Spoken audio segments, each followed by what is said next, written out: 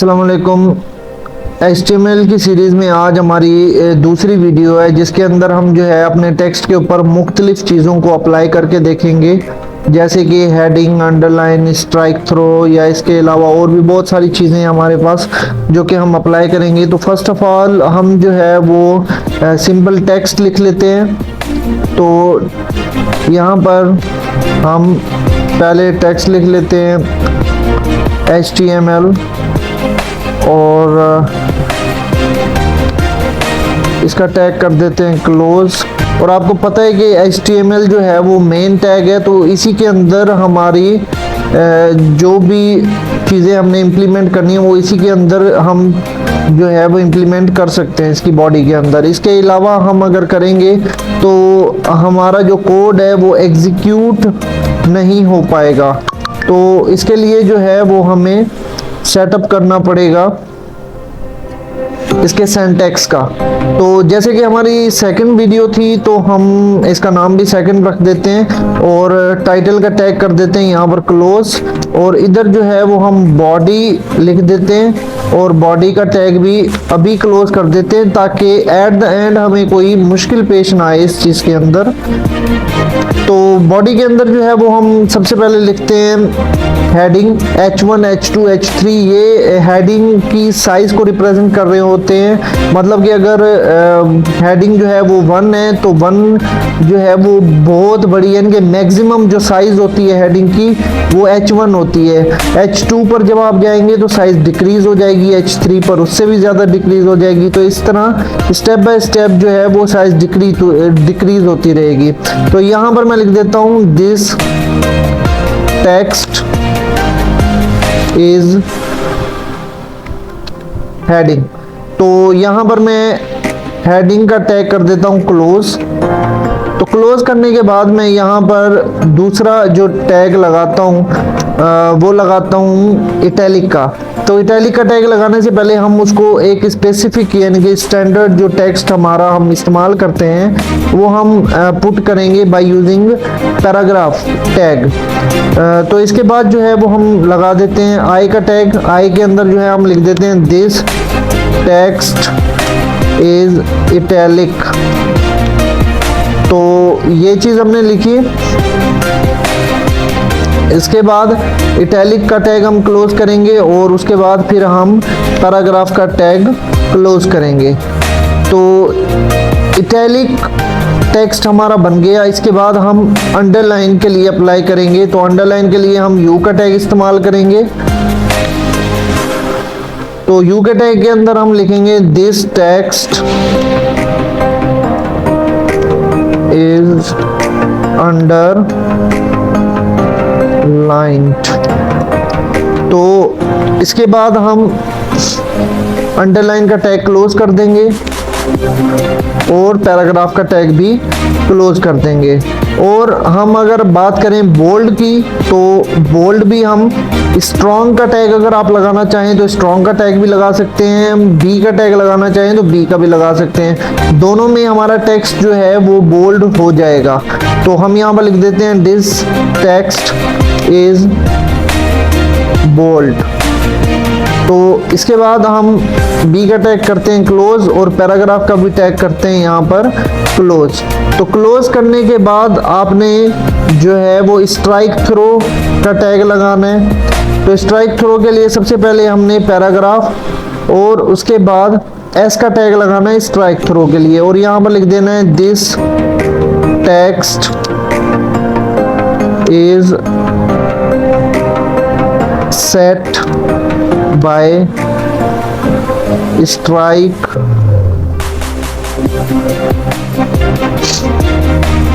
Strike through line. तो यहाँ पर मैंने इस सेंटेंस को ख़त्म कर दिया और स्ट्राइक थ्रो का टैग भी क्लोज कर दिया।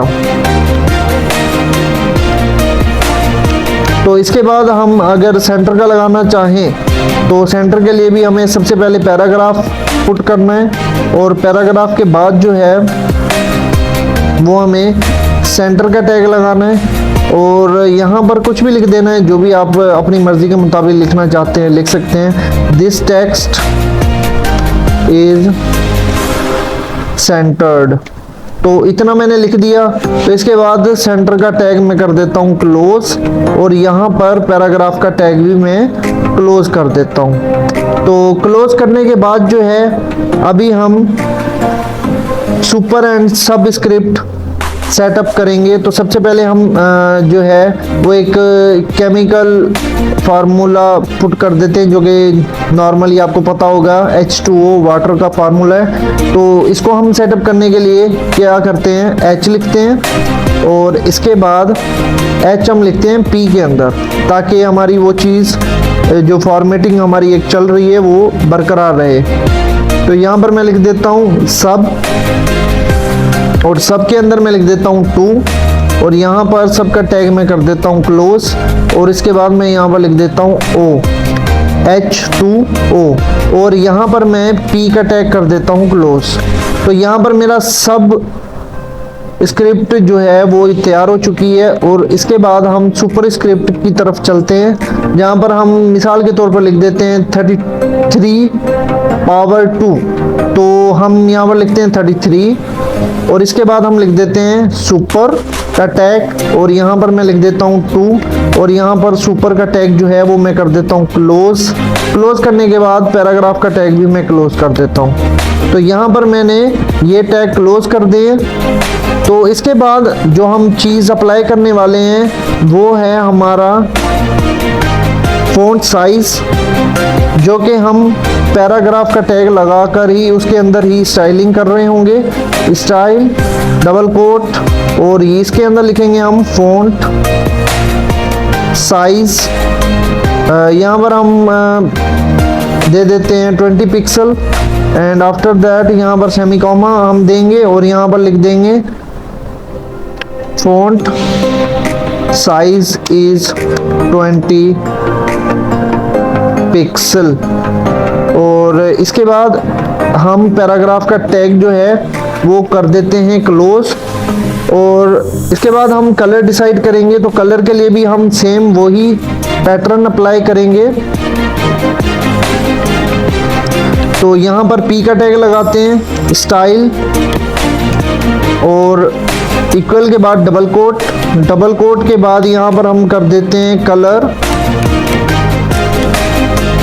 मैं लिख देता हूँ रेड। रेड के बाद सेमी कॉमा डबल कोट को एंड कर देते हैं, और यहाँ पर मैं कुछ भी टेक्स्ट लिख देता हूँ, the text colour is red. और इसके बाद मैं यहाँ पर इसका टैग क्लोज कर देता हूँ। क्लोज करने के बाद पैराग्राफ का टैग लिखूँगा, और यहाँ पर फिर से मैं स्टाइल दूंगा, और डबल कोट के अंदर जो है मैं लिखूँगा फ़ॉन्ट फैमिली, जो कि हमारे फ़ॉन्ट के स्टाइल को रिप्रेजेंट कर रहा होगा, फ़ॉन्ट फैमिली। और इसके बाद मैं जो है वो लिख दूंगा कि मुझे एरियल फॉर्मेटिंग चाहिए, और इसके अंदर जो है वो कुछ कस्टमाइजेशन करनी है मैंने। Sense dash serif text formatting मैंने जो है वो करनी है। तो करने के बाद यहाँ पर सॉरी मैं सेमी कॉमा देना भूल गया। तो यहाँ पर मैं लिख देता हूँ the text is customized, the text is custom font face. तो ये चीज़ करने के बाद मैं पैराग्राफ को कर देता हूँ क्लोज। क्लोज करने के बाद आप एक दफ़ा देख सकते हैं कि जो कोड है वो हमारा कुछ इस तरीके से नज़र आ रहा है। ठीक है, तो मैं इसको करता हूँ। तो इसके बाद हम अब देख लेते हैं आउटपुट के आउटपुट क्या ही है। तो हमारे पास ये HTML फाइल है। तो इस इधर जो है वो आप देख सकते हैं कि हमारा जो टेक्स्ट है हेडिंग का वो बिल्कुल ही यानी कि पूरे टेक्स्ट की निस्बत जो है वो बहुत बड़ा नज़र आ रहा है। सेकंड नंबर पर अगर हम देखें तो हमारा टेक्स्ट जो है वो इटैलिक वे में है, और थर्ड नंबर पर अगर आप देखें तो यहाँ पर हमने जो टेक्स्ट लिखा था उसके नीचे अंडरलाइन आ चुका है, और जो हमने बोल्ड का टैग लगाया था B का, ठीक है, उसके अंदर मैंने आपको एक और चीज़ बताई थी कि आप स्ट्रॉन्ग का टैग भी इस्तेमाल कर सकते हैं अपने टेक्स्ट को बोल्ड करने के लिए।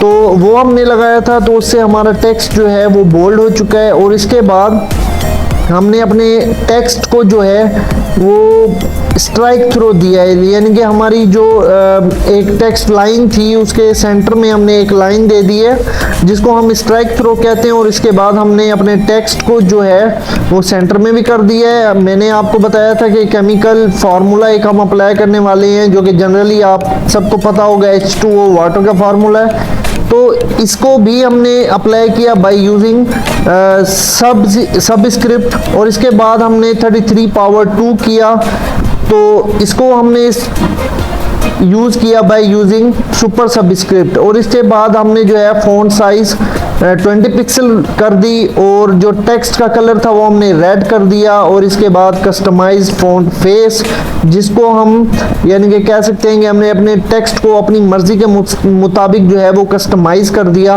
और आप अगर देखें तो इटैलिक और जो हमने कस्टम फ़ॉन्ट फेस अप्लाई किया है टेक्स्ट के ऊपर, इन दोनों के अलावा बाकी सारा टेक्स्ट आपको सेम नज़र आ रहा होगा, क्योंकि इटैलिक ऑन फॉरवर्डिंग टेक्स्ट होता है जो कि एक फॉरवर्ड वे में जो है वो आगे चल रहा होता है। और उसके अलावा जो टेक्स्ट हमने कस्टमाइज किया है ये एरियल टाइप का टेक्स्ट था जो कि हमने कस्टमाइज किया है।